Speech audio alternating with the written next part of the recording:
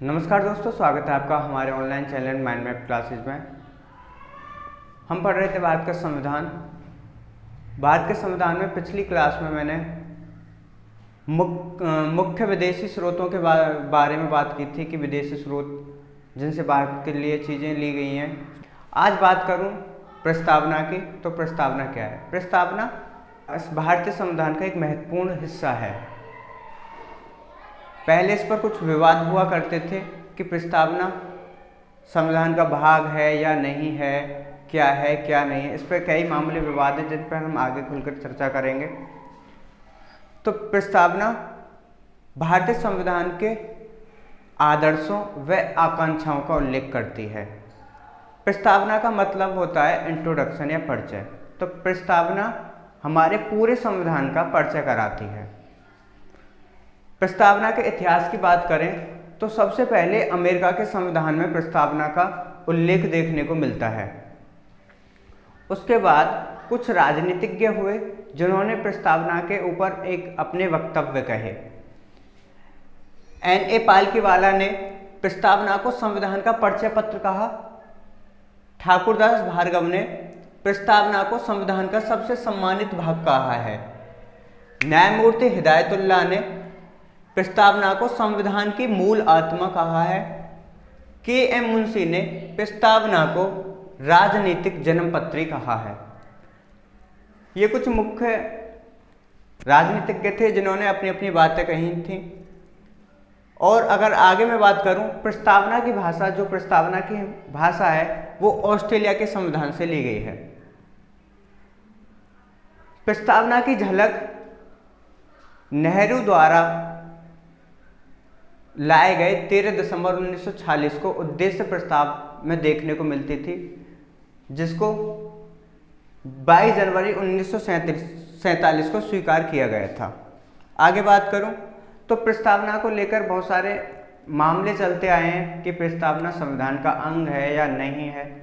इस पर भी कई मामले हैं, जैसे यूनियन बैंक ऑफ इंडिया बनाम भोपाल 1957 के मामले में हाई कोर्ट ने मामले में सुप्रीम कोर्ट ने निर्णय लिया कि प्रस्तावना को न्यायालय द्वारा परिवर्तित नहीं किया जा सकता। प्रस्तावना को न्यायालय द्वारा परिवर्तित नहीं किया जा सकता। एक था बेरुवारी मामला, 1960 में आया था। इसमें प्रस्तावना को संविधान का अंग मानने से इनकार कर दिया। केशवानंद भारती मामला, केशवानंद भारती मामला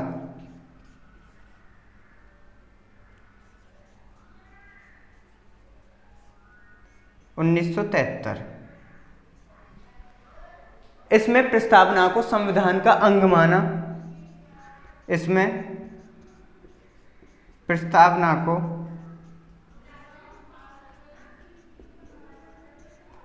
संविधान का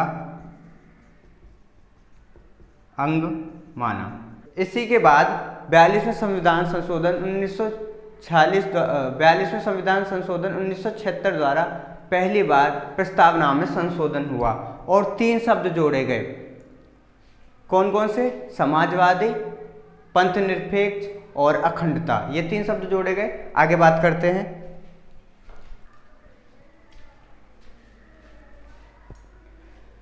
अगर हम प्रस्तावना की बात करें तो प्रस्तावना शुरू होती है हम भारत के लोग से।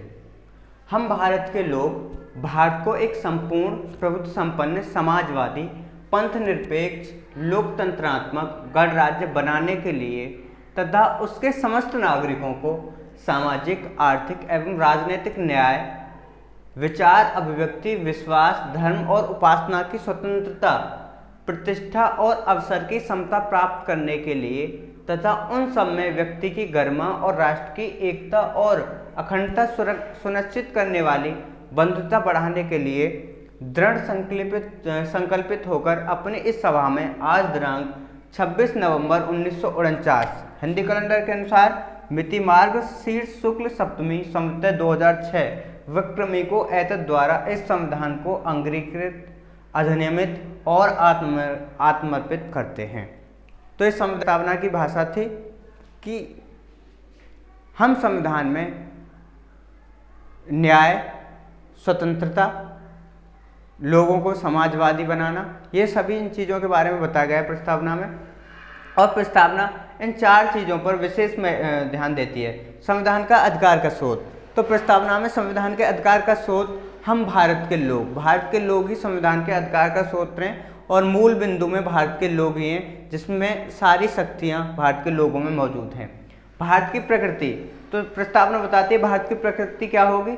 भारत को एक संपूर्ण प्रभुत्व संपन्न समाजवादी पंथ निरपेक्ष लोकतंत्रात्मक गणराज्य बनाने की भारत की प्रकृति है। संविधान का उद्देश्य, संविधान का उद्देश्य है भारत के लोगों को न्याय, स्वतंत्रता और समता प्राप्त करवाना। तो न्याय, भारत में 3 प्रकार के न्याय की बात की गई है, सामाजिक, आर्थिक और राजनीतिक। स्वतंत्रता की बात करूं तो विचार, अभिव्यक्ति, विश्वास, धर्म और उपासना की स्वतंत्रता, 5 प्रकार की स्वतंत्रता की बात की गई है। आगे बात करूं समता की बात में प्रतिष्ठा और अवसर की समता भारत के लोगों को होनी चाहिए। लागू होने की तिथि प्रस्तावना में 26 नवंबर 1949 को दी हुई है। तो इन सब में ये सारे महत्वपूर्ण बिंदु थे जो मैंने चर्चा किए। अब आती है कि प्रस्तावना संविधान का अंग है या नहीं है।